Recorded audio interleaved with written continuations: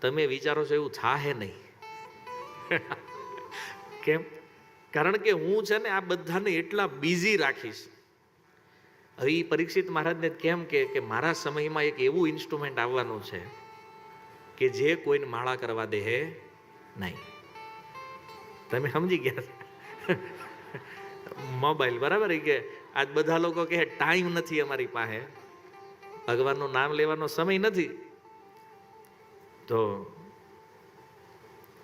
સમય કેમ નથી આપણી પાસે? પ્રભુપાદજી કહેતા ને આ તો બહાનું છે international. I have no time, I am busy. Busy આપણે ફાલતુ ચર્ચાઓમાં, ફાલતુ વિષયોમાં છીએ.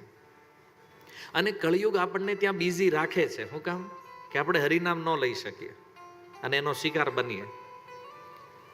પણ પરીક્ષિત મહારાજ તો સાધુ હતા, અને સાધુ કોકની વાતમાં આવી જ જાય. તો પરીક્ષિત મહારાજ એ વાતમાં આવી ગયા. અને ઘણીવાર આપણને એમ થાય કે હાલો હું તમને જ પ્રશ્ન કરું, આ કલિયુગને મારી નાખવો જોઈએ કે રહેવા દેવો જોઈએ? તમારું શું કહેવું છે? ભાઈ કથા છે નહીં તો આપણે જેમ હાંક્યું હોય એમ હાલશે તમ તારે, એમાં હું તમારો ભાવ શું છે એ કયો પહેલા. કળિયુગને રાખવો જોઈએ કે મારી નાખવો જોઈએ? જો પરીક્ષિત મહારાજે કળિયુગને મારી નાખ્યો હોત તો આ બધા ડખા હોત જ નહીં, આ બધી માથાકૂટ હોત જ નહીં. તો એને મારવો એ ઉચિત છે કે રહેવા દેવો એ ઉચિત છે? હાલો મારવા વાળા હાથ ઉપર કરો. કેટલા લોકો માને છે કે મારી નાખવો જોઈએ? ઓકે. અને રાખવો જોઈએ એ કેટલા લોકો માને છે? એ હાથ ઉપર કરો. અને જેણે હાથ ઉપર નથી કર્યો એનું શું માનવું છે એ મને કહો.